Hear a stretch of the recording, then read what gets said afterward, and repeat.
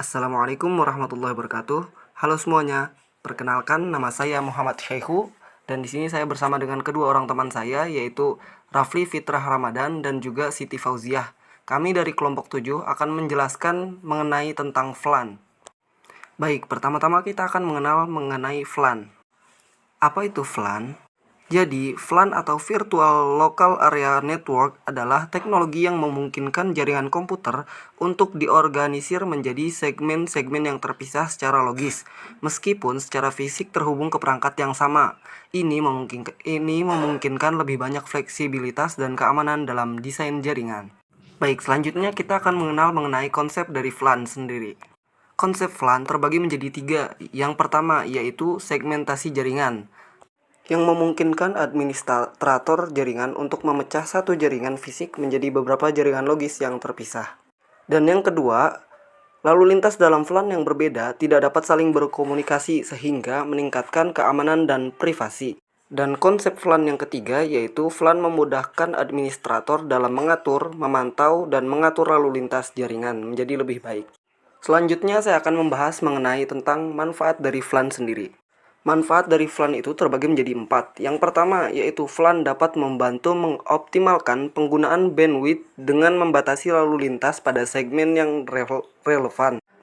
Manfaat kedua dari FLAN adalah pemisahan logis antara FLAN mencegah akses yang tidak sah dan membatasi penyebaran masalah keamanan. Manfaat yang ketiga yaitu pengguna dapat dipindahkan antara FLAN tanpa perubahan fisik pada jaringan.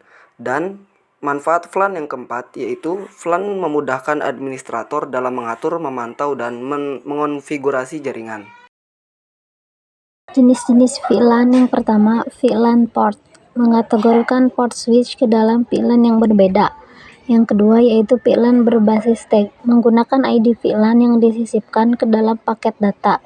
Yang ketiga, VLAN dinamis, VLAN yang dapat diatur secara otomatis berdasarkan kriteria tertentu. Yang terakhir, VLAN private, VLAN yang hanya diakses oleh pengguna atau grup tertentu. Konfigurasi VLAN. Yang pertama, membuat VLAN. Mendefinisikan VLAN baru pada perangkat switch. Yang kedua, mengatur port switch ke VLAN yang sesuai.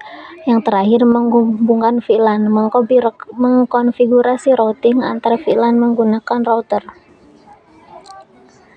Terang VLAN. Yang pertama, uplink, menghubungkan VLAN antara switch menggunakan port terang.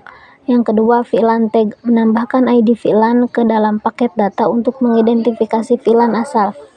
Yang ketiga, efisiensi bandwidth, terang memungkinkan penggunaan bandwidth yang optimal antar VLAN. Yang terakhir, skabilitas, terang memudahkan penambahan VLAN baru tanpa perubahan fisik. Interoperabilitas VLAN standar IEEE yang berisi 802.1q, dan yang kedua ada protokol terang yang berisi ISL dan 802.1q. Lalu ada kompatibilitas yang memiliki aneka merek perangkat, dan yang terakhir ada manajemen yang terpusat atau terdistribusi. Kesimpulan, yang pertama, segmentasi jaringan. VLAN memungkinkan pembagian jaringan fisik menjadi beberapa segmen logis. Yang kedua, keamanan. VLAN meningkatkan keamanan dengan membatasi komunikasi antar VLAN. Dan yang terakhir ada fleksibilitas. VLAN memudahkan perubahan dan pengelolaan jaringan secara dinamis. VLAN menawarkan manfaat yang luar biasa bagi desain, manajemen, dan keamanan jaringan modern.